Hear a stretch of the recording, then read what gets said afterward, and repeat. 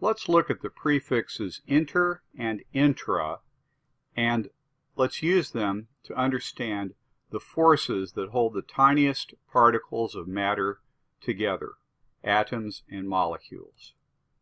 First, the meaning of the prefix intra. The prefix intra means within or inside. It refers to what goes on inside an organization or another entity.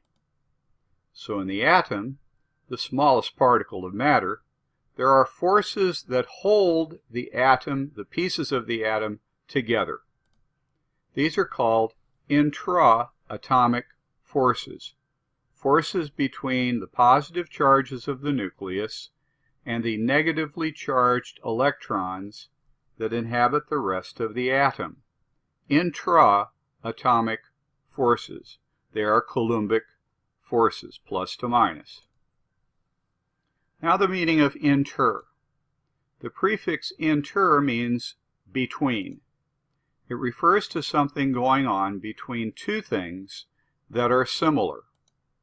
So the attraction between the positive charges here in the nucleus of the atom and the electrons in the atom, that's called intra-atomic, because the plus and minus charges are not similar.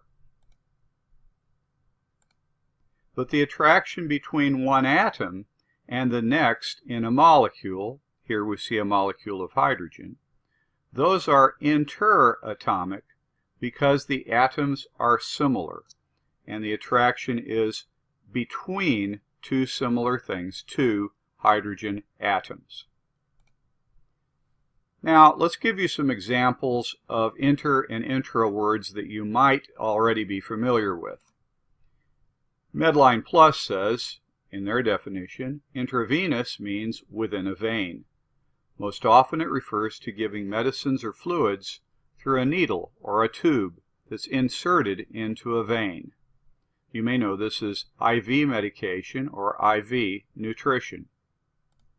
In Texas and other states, sports and other competitions between schools is governed by the University Interscholastic League, the UIL, in Texas. In the United States, cities in different states are connected by the interstate highway system that dates from the 1950s.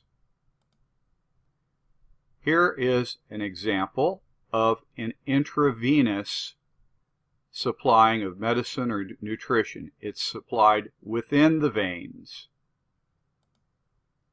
Here is a map of the interstate highway system that connects cities and that runs between states. For instance, you can go all the way down here from Laredo up Interstate 35 all the way to the border with Canada. And you can do the same thing going east to west on a number of interstate highways. Interstate. Now, let's look at the terms interatomic and intramolecular. Just to make things more interesting, the terms interatomic and intramolecular actually mean exactly the same thing. They refer to the forces of attraction and repulsion between two atoms that make up the same molecule. So, for example, here is hydrogen chloride.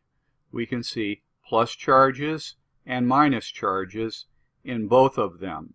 The chloride, of course, has a lot more protons and electrons than the hydrogen. Looking closer, forces in hydrogen chloride, we have the hydrogen and chloride nuclei here in the middle that repel each other a little bit, and we have electron pairs through both atoms on the outside. They repel each other a lot.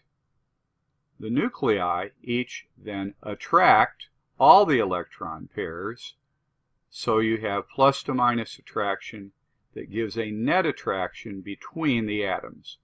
This nucleus of one attracting not only its own electrons, but also the electrons of the adjacent atom in the molecule. All these forces then are intramolecular because they're inside the molecule, and interatomic because they occur between these two atoms. Now let's talk momentarily about intermolecular forces. By now you probably understand the difference between the two prefixes inter and intra. So what is an intermolecular force? Well, it can't be a force that holds individual atoms to each other, and therefore it cannot be a force that keeps individual molecules from breaking up into their constituent atoms. It must be a force then that holds one molecule close to the next molecule. Here's an example in hydrogen chloride. Intermolecular forces are the ones between one molecule and the next molecules.